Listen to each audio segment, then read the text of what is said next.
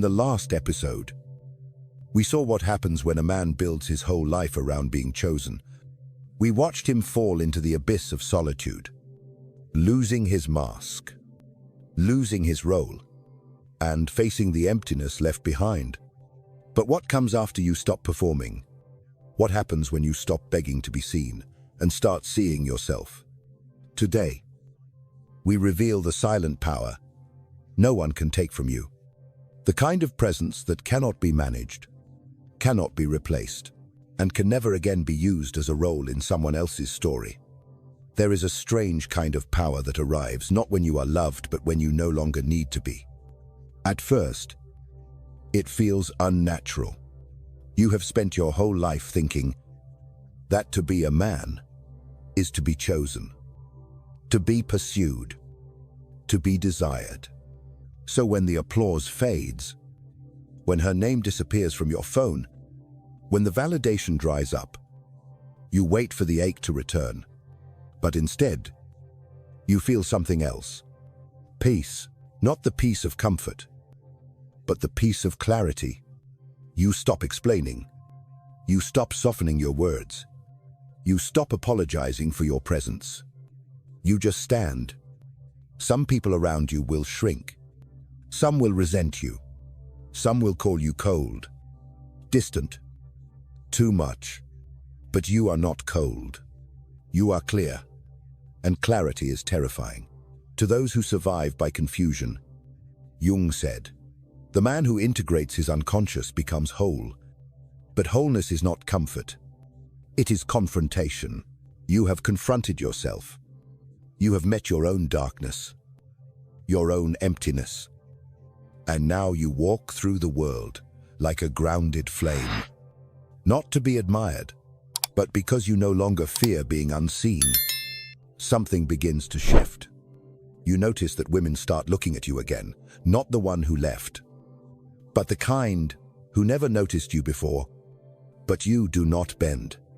You do not return to the mask. Just because someone claps, you have learned applause is not love. Attention is not respect. Obsession is not intimacy. You do not crave their gaze anymore. You command your own.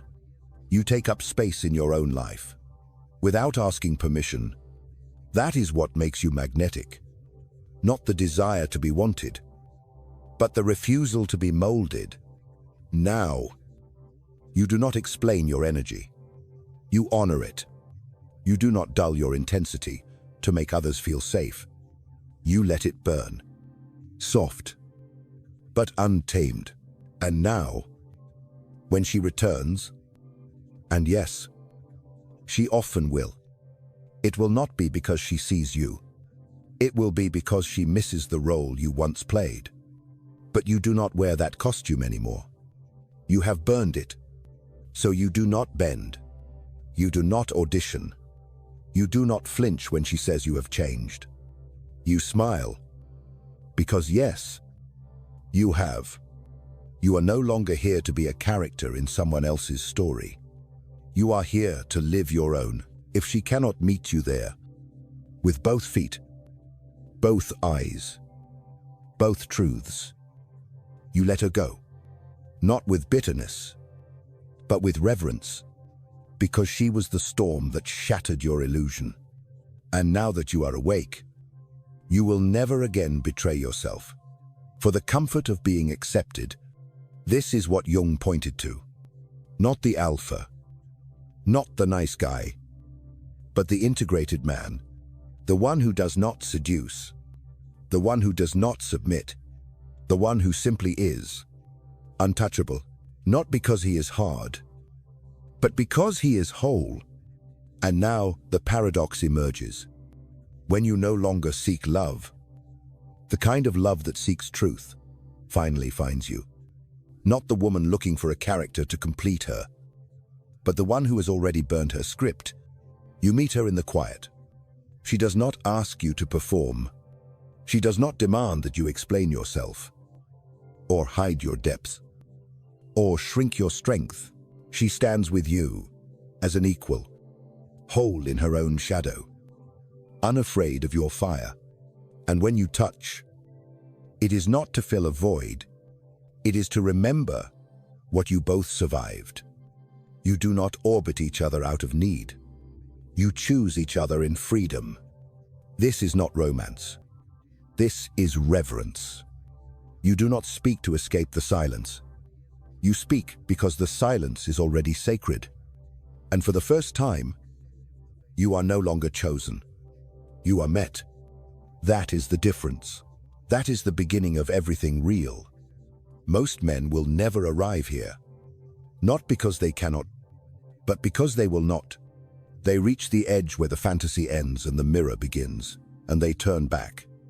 But if you stand in this new silence, if you hold your center, if you refuse to perform, you become untouchable. Not by force, by freedom. And in that freedom, you finally become a man who can no longer be shaped by anyone but himself. If you are ready to stop living for someone else's approval, if you want to reclaim your own presence, share your experience in the comments below. Share this video with someone who needs to hear it. And subscribe now so you never miss the next lesson on self-mastery and silent power. There is a kind of power that does not come from domination or the need to be liked, but from stillness. A stillness earned, not because you shut down, but because you stood up. Not because you stopped caring, but because you stopped bending. You enter a room, and it shifts. Not because you demand attention, but because you no longer need to say anything at all. You do not perform. You do not posture. You do not argue with projection. You do not chase approval. People sense it. Even if they cannot name it, they fidget. They explain themselves. They look away. Because they cannot read you. And what cannot be read cannot be managed. You have become unpredictable. And unpredictable people unsettle those who survive by control. Jung warned us. The individuated man, the man who has burned his persona, faced his shadow, walked the abyss and returned whole, would not be adored. He would be feared, because he cannot be guilted, cannot be seduced, cannot be manipulated. He does not flinch to please. He does not speak to perform. He does not choose to be liked. He chooses to be true. And that truth terrifies the world, especially women who have not met their own animus. To them, you feel dangerous, not because you are violent, but because you are real. You do not mirror their fantasy. You reflect their chaos. Your silence becomes a threat. Your presence becomes pressure, because you no longer wear a mask they can mold. You have stepped off the stage, and now you are holding the script. She cannot edit you anymore. She cannot assign you a part. You are not a projection. You are a mirror. And real mirrors do not flatter. They reveal. So when she looks at you now and flinches, it is not because you failed her. It is because your stillness reflects the noise she has been avoiding. Unless she has done her own work, she will run, not because you are wrong, but because you are sovereign, and sovereignty cannot be seduced. That is the price of power. Not being praised, being misunderstood, not being desired, being untouchable. Not because you built walls, but because you dismantled your need to be accepted. You do not argue with projection. You outgrow it. You do not respond to provocation. You see through it. You do not correct every story about you. You let your presence speak for itself. And now, you do not chase. You do not prove. You walk like someone who remembers who he is. Not with flair, but with weight. And that weight creates silence. Not the kind that pushes people away, the kind that makes them choose. When a woman meets a man who no longer bends, she either walks away or finally sits beside him. No scripts, no games, just presence. Those who have not done their own work will try to provoke you, to break you back into character, but they will not succeed, because you have already broken and rebuilt. Their chaos cannot shake your center. Their confusion cannot rewrite your peace. You have become what they never expected, untouchable. Not by force, by freedom. And in that freedom, you stop being someone they can shape and start being someone they can only meet. If this spoke to you, let me know in the comments. And don't forget to subscribe for the next chapter on reclaiming your power. And then one day, she arrives. Not the fantasy. Not the actress rehearsing her lines for a perfect love story.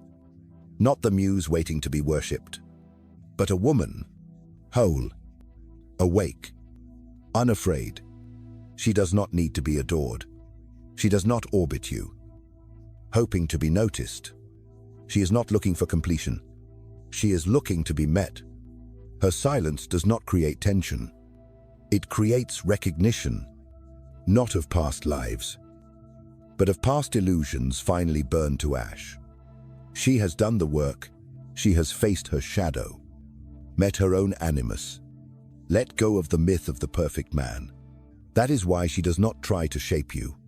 She does not shrink you to feel bigger. She does not soften your edges to feel safe. She does not want you to perform. She wants you to stand, eye to eye, truth to truth, silence to silence. When she looks at you, she does not see a project.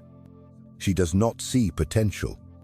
She sees a man, not a rescuer, not a fantasy, but a sovereign soul, carrying his own weight. She does not flinch at your silence. She respects it. She does not try to decode your depth. She sits with it, because it echoes something familiar, her own. And in that space, you feel no pressure to impress, no need to perform, no need to explain. You just are. And for the first time, that is enough. This is not romance. This is reverence. You do not orbit each other out of need. You choose each other in freedom. You do not speak to escape silence. You speak because the silence is already sacred. And when you touch, it is not to soothe insecurity. It is to honor the fire you both survived. Most men will never feel this. Not because they cannot, but because they never stop performing long enough to meet someone who does not need them to. Most women will never offer this. Not because they are broken, but because they are still casting men to fix a movie they are too afraid to stop watching. But she stopped watching. She started writing her own story. And when you enter, it is not to complete her. It is to walk beside her. Two flames, no longer burning each other, but burning with each other. No masks, no myths, no management, just presence, uncompromised, unapologetic. And when it happens, you will know, because for the first time in your life, you will not feel chosen. You will feel met. And that difference is where everything real begins. Do you believe this kind of connection is possible? Share your thoughts below and send this video to a friend who needs to see it. Let's be honest. Now, most men will never get here. Not because they are incapable, but because they are unwilling. They reach the edge, where the fantasy ends and the mirror begins, and they turn back. They tell themselves it is too much. They call it toxic. They whisper, "I just want someone to love me." And who can blame them? No one ever taught them that love without truth is just performance. The world teaches you to be charming, to be agreeable, to be safe. You learn how to be liked, how to smile on cue, how to shrink just enough to fit the script. And it works for a while. You get the attention, you get the praise, you get the girl. But late at night, when the room is quiet and the applause fades, you are hollow because, deep down, you know you were never really seen. These are the men swiping endlessly on dating apps, not looking for connection, but looking for a stage. These are the men, in quiet marriages, where their voice left the room years ago. These are the men, in comment sections, blaming modern women for their loneliness, never realizing the role they played in disappearing. The truth is, they never came home to themselves. They spent their strength chasing affection from women who never met their own shadow.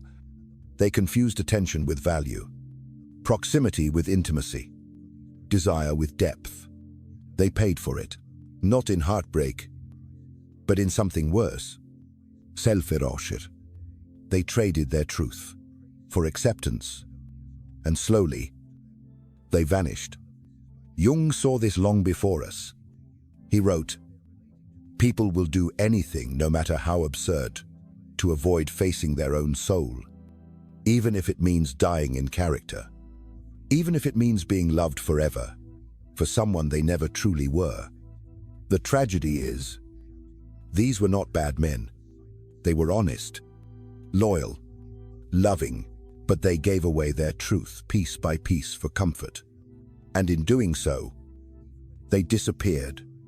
They became shadows of men, emotionally present, spiritually absent, smiling through resentment, listening through bitterness, pleasing through self-hate.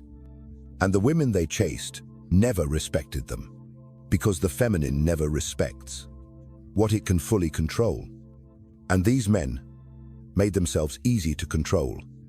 In return, they were not loved. They were used, not maliciously, but unconsciously, because when a woman has not faced her shadow, she does not need a man. She needs a mirror, and he volunteers every time. So here is the final truth. Most men will not arrive, because arriving means letting go. Letting go of being liked. Letting go of being the good one. Letting go of the fantasy that love is guaranteed if you are just nice enough. But that is not love. That is obedience. Jung did not write for obedient men. He wrote for those willing to stand alone, to burn the script, to walk through fire, to stop being someone else's idea of a man, and finally, become their own. So ask yourself, are you that man? Not in theory. In truth. Are you willing to be misunderstood, to finally be real? Are you willing to be rejected, to finally be whole? Are you willing to stop being wanted, to finally be free? Because if not, if applause still matters more than truth, you are not ready. Not yet. But if you are, if your voice is tired of explaining, your soul is tired of waiting, then stand up and meet yourself, because the world does not need more men who know how to be liked. It needs men who know how to be. Are you willing to face your own truth? Comment below if you're ready to stop performing, and subscribe for more lessons on becoming truly free. There is no parade at the end of this road. No applause, no finish line, no one clapping in the dark, saying, "Congratulations, you made it." What you get is something quieter, something deeper, silence, but not the silence of rejection, not the silence of loneliness. This is the silence of sovereignty. It is the sound of a man who no longer waits, no longer begs, no longer performs, no longer bargains his soul for someone else's affection. This silence is yours. You no longer need to be loved, to know you exist. This is the shift from "please love me" to "I am." It is not glamorous. It is not cinematic. It comes with loss. You lose the mask. You lose the applause. You lose the comfort of being someone else's perfect man. But what you gain is weight, not heaviness. Presence. You walk differently. You speak less, but your words land deeper. You stop wondering, do they like me? And you start asking, am I real right now? You do not chase beauty. You recognize it. You do not need women to complete you. You invite them to meet you. If they can stand beside your fire without shrinking, and if they cannot, you let them go, not in anger, but in reverence, because the man you have become was forged in silence, not applause. Jung said, "The man who looks outside dreams. The man who looks inside awakens." Now you have awakened, not into perfection, not into power, but into reality. You are not untouchable. You are not invincible. You are not above pain, but you are untamed. You carry your own fire now. You do not light it for others to see. You let it burn because it is yours. And in that burn, you become the kind of man no illusion can seduce. Because you have stopped seducing yourself. The world will not understand you. They will call you intense, too serious, too quiet, too different. But you do not flinch anymore. When you have come home to your own soul, you stop asking for directions from people who have never left the script. So if you have made it here, not just to the end of this story, but to the edge of your own reflection, take a breath, not to calm down, but to remember yourself, because the man who breathes here is not a product, not a performance, not a projection. He is real, alive, present, and finally, free. And in that freedom, you stop looking for love as a life raft. You start offering love as overflow. You do not need her gaze to feel like a man. You do not need her praise to feel worthy. You do not need her fear to feel powerful. You carry yourself now, and in doing so, you become something sacred, not chosen, but true. If you made it this far, type "I am alive" in the comments to join those who refuse to disappear. Like, share, and subscribe to keep this message alive. You have reached the end, but this is only the beginning. Most men spend their lives searching for acceptance, begging to be picked, fighting to be needed, auditioning for a role they never wanted to play. But you have stood in the ashes of who you pretended to be. You did not rebuild the old mask. You did not run back to comfort. You chose silence over applause, truth over performance. Now you stand with nothing to prove, not chasing, not explaining, not shrinking for approval. You are not here to be a mirror for her longing, or a character in her story. You are here as yourself, for yourself. And when you meet a woman who has done her own work, she will not need you to perform. She will not ask you to shrink. She will not fear your silence or your depth. You will meet each other not to fill a void, but to share in the overflow. No games, no scripts, no masks. Two people, fully awake, standing in the fire of their own being, choosing connection with open eyes. You will no longer settle for being liked. You will demand to be met, not out of arrogance, but out of reverence for the soul you fought to reclaim. Jung said, "The privilege of a lifetime is to become who you truly are." This is that privilege. Not perfection, but presence. Not fantasy, but freedom. So take one last breath, not to calm yourself, but to root yourself in reality. Let the old story fall away. Step off the stage. Walk into the world as a man who is finally, utterly alive. Because when you know who you are, you become the mirror that reflects not fantasy, but truth. And in that truth, you do not just find love, you find yourself. And that is where everything real begins. If this message awakens something in you, share it, leave a comment below, and subscribe to join the silent revolution. of men who are finally alive.